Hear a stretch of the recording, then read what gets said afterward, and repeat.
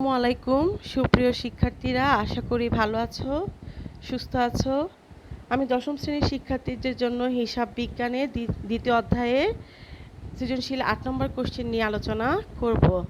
তাহলে আসো প্রিয় শিক্ষার্থীরা, আমরা সৃজনশীল ৮ নম্বর কোশ্চেনটা দেখি।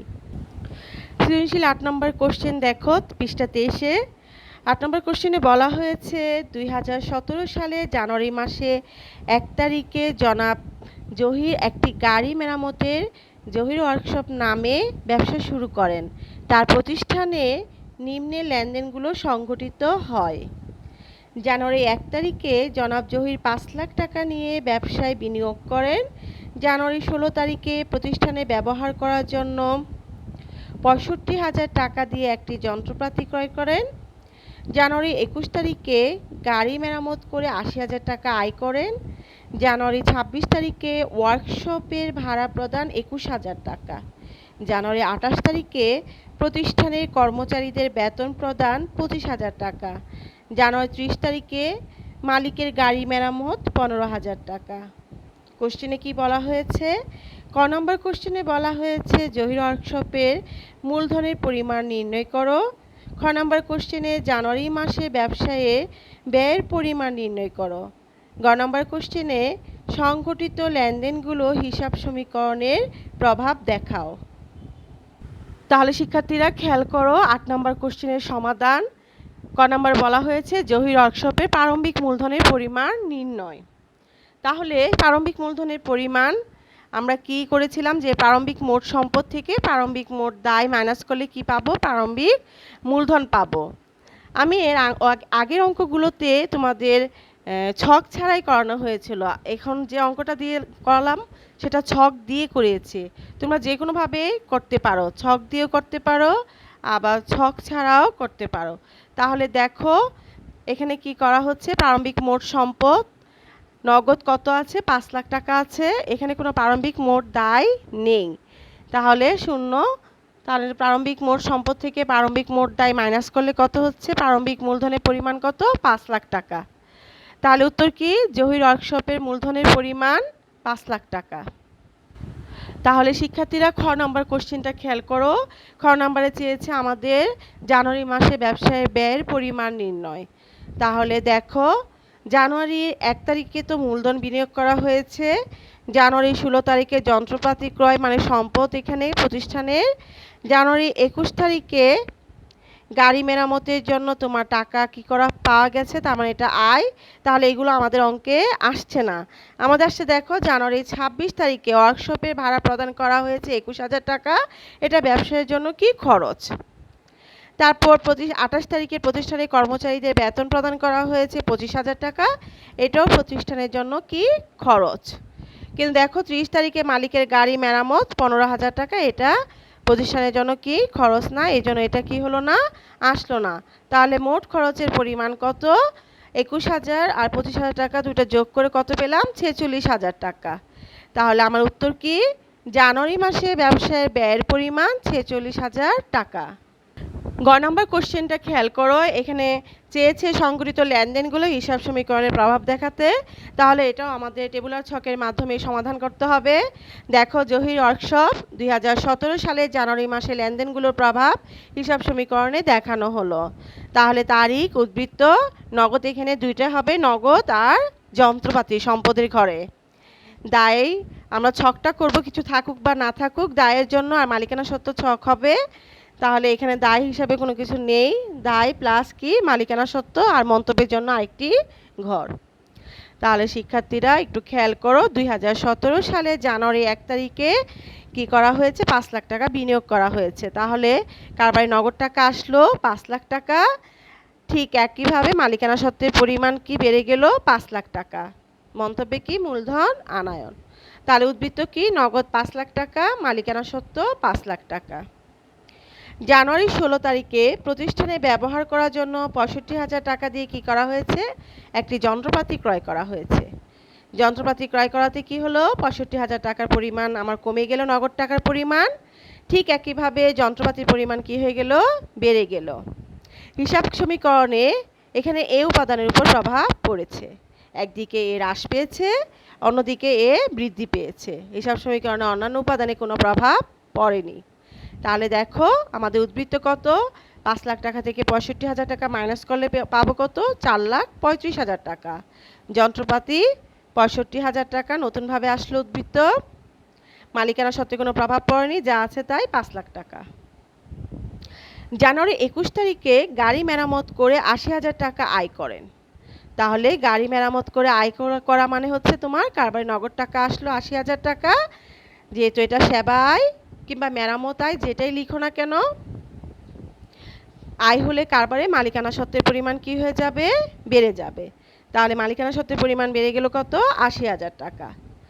তাহলে দেখো উদ্বৃত্ত 4,35,000 টাকার সাথে 80,000 টাকা যোগ করে পেলাম কত, 5,15,000 টাকা। যন্ত্রপাতি যা আছে তাই 65,000 টাকা। মালিকানা সত্ত্ব 5 লাখ টাকার সাথে 80,000 টাকা যোগ করে হলো 5,80,000 টাকা। তারপর খেয়াল করো, জানুয়ারি 26 তারিখে ওয়ার্কশপের ভাড়া প্রদান 21,000 টাকা। ভাড়া প্রদান করতে গিয়ে কারবারে নগদ টাকার পরিমাণ কমে গেল 21,000 টাকা। ঠিক একইভাবে যেহেতু ভাড়া খরচের পরিমাণ বেড়ে গেল, সাথে সাথে কি হলো, মালিকানা সত্ত্বের পরিমাণ কমে গেল 21,000 টাকা। তাহলে আমার উদ্বৃত্ত কত, 5,15,000 টাকা থেকে 21,000 টাকা মাইনাস করলে কত হবে, 4,94,000 টাকা। যন্ত্রপাতি যা আছে তাই হবে। মালিকানা সত্ত্ব 5,80,000 টাকা থেকে 21,000 টাকা মাইনাস করে পাবো কত, 5,59,000 টাকা। জানুয়ারি 28 তারিখে প্রতিষ্ঠানে কর্মচারীদের বেতন প্রদান করেন 25,000 টাকা। কর্মচারীদের বেতন প্রদান করতে গিয়ে কারবারে নগদ টাকার পরিমাণ কমে যাবে। ঠিক একইভাবে বেতন যেহেতু খরচের পরিমাণটা যেহেতু বেড়ে গেছে, তাই মালিকানা সত্ত্বের পরিমাণ কি হলো, কমে গেল 25,000 টাকা। তাহলে দেখো শিক্ষার্থীরা আমাদের উদ্বৃত্ত তাহলে কত, 4,94,000 টাকা থেকে 25,000 টাকা মাইনাস করে পাবো কত, 4,69,000 টাকা। যন্ত্রপাতি 65,000 টাকা যা ছিল তাই আছে। মালিকানা সত্ত্ব 5,59,000 টাকা থেকে 25,000 টাকা মাইনাস করে পাবো 5,34,000 টাকা। এখন যে লেনদেনটা আমি বলবো সেটা একটু ইম্পর্টেন্ট, তোমরা খেয়াল করো। জানুয়ারি 30 তারিখে মালিকের গাড়ি মেরামত 15,000 টাকা। আমরা আগের অঙ্কগুলো থেকে পেয়েছি মালিক কারবার থেকে নগদ টাকা উত্তোলন করতে পারে, মালিক কারবার ব্যাংক থেকে উত্তোলন করতে পারে, মালিক কারবার থেকে পণ্য উত্তোলন করতে পারে। যেহেতু এটা একটি সেবাদানকারী প্রতিষ্ঠান, তাহলে মালিক এখান থেকে সেবা নিয়েছে। মালিকের গাড়ি মেরামত 15,000 টাকা, তার মানে মালিক এখান থেকে কি নিয়েছে, সেবা নিয়েছে। আর আমরা এখানে যা অঙ্ক করছি, এক মালিকানা ব্যবসার অঙ্কগুলো করা হয় সাধারণত। আর আমরা এখানে মালিক এবং কারবারকে আলাদা হিসাবে ধরা হয়, মালিক এবং কারবার আলাদা সত্তা। এই জন্যই মালিক যখন কারবারে কোনো কিছু নিয়ে আসে মূলধন হিসাবে, তখন মালিকানা সত্ত্বের পরিমাণ বেড়ে যায়। আবার মালিক যখন কোনো কিছু উত্তোলন করে, তাহলে মালিকানা সত্ত্বের পরিমাণ কি হয়ে যায়, কমে যায়। কারণ কারবার এবং মালিক আলাদা সত্তা হিসাবে চিহ্নিত করা হয়। তাহলে দেখো এখানে মালিক কি করেছে, গাড়ি মেরামত করেছে, সেবা নিয়েছে। তাহলে মালিক কি করলো, মেরামতের ফলে কি হলো, কারবারে আমরা এটা আয় হিসাবে গণ্য করা হলো। আবার মালিক কি করেছে, উত্তোলন করেছে। তাহলে একদিকে উত্তোলনের ফলে মালিকানা সত্ত্বের পরিমাণ কি হয়ে গেল, কমে গেল। আর মেরামতের ফলে এখানে কারবারে আয় হিসাবে গণ্য করা হয়েছে মেরামত আয়, তাই আয় হওয়ার ফলে মালিকানা সত্ত্বের পরিমাণ বেড়ে গেল। এখানে হিসাব সমীকরণে অন্যান্য উপাদানে কোনো প্রভাব পড়েনি, শুধুমাত্র মালিকানা সত্ত্বের উপর প্রভাব পড়েছে। একদিকে মালিকানা সত্ত্ব হ্রাস পেয়েছে, অন্যদিকে মালিকানা সত্ত্বের পরিমাণ বৃদ্ধি পেয়েছে। তাহলে দেখো আমাদের উদ্বৃত্ত নগদ 4,69,000, যন্ত্রপাতি 65,000, মালিকানা সত্ত্ব 5,34,000 টাকা থেকে একবার 15,000 টাকা মাইনাস করব, আবার আরেকবার 15,000 টাকা কি করব, প্লাস করব। তাহলে প্লাস মাইনাস যাই করি একই ফিগার আসলো 5,34,000 টাকা। তাহলে সম্পদ নগদ এবং যন্ত্রপাতি যোগ করে পেলাম 5,34,000 টাকা। দায়ের এখানে আমার কোনো কিছুই নেই, দায় আর মালিকানা সত্ত্ব যোগ করে পেলাম 5,34,000 টাকা। তার মানে টেবুলার ছকে আমার সম্পদ সমান দায় যোগ মালিকানা সত্ত্ব কি হলো, সমান হলো। উভয় দিকের যোগফল কি, সমান। তাহলে উত্তর কি, হিসাব সমীকরণের যোগফল কত, 5,34,000 টাকা।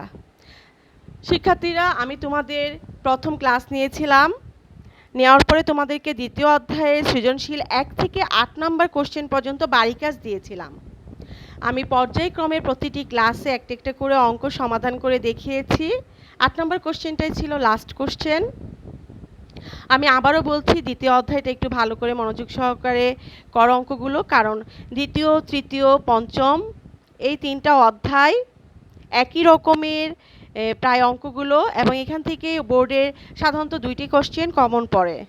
তাহলে আমরা এখন যে অঙ্কগুলোই করি না কেন, সবসময় আমাদের এখন এসএসসি পরীক্ষার প্রস্তুতি নিতে হবে, এই ভেবে অঙ্কগুলো করব। তাহলে শিক্ষার্থীরা, তোমরা যদি ভাবো যে আমরা বারবার একই অঙ্ক, এরকম ভেবো না, বাসায় ভালো করে প্র্যাকটিস করো। আশা করি বাসায় ভালোভাবে প্র্যাকটিস করলে তোমরা ভবিষ্যতে ভালো কিছু ফলাফল আমাদেরকে উপহার হিসাবে দিতে পারবে, প্রতিষ্ঠানের মুখ উজ্জ্বল করবে। যাই হোক, আমরা এখন সবাই ঘরে অবস্থান করছি, অনলাইনে ক্লাসের ব্যবস্থা করা হয়েছে প্রতিষ্ঠানের মাধ্যমে। তোমরা যতটুকু পারো আমাদের এই ক্লাস থেকে উপকৃত হও। তোমরা সবাই ভালো থেকো, সুস্থ থেকো। আল্লাহ হাফেজ।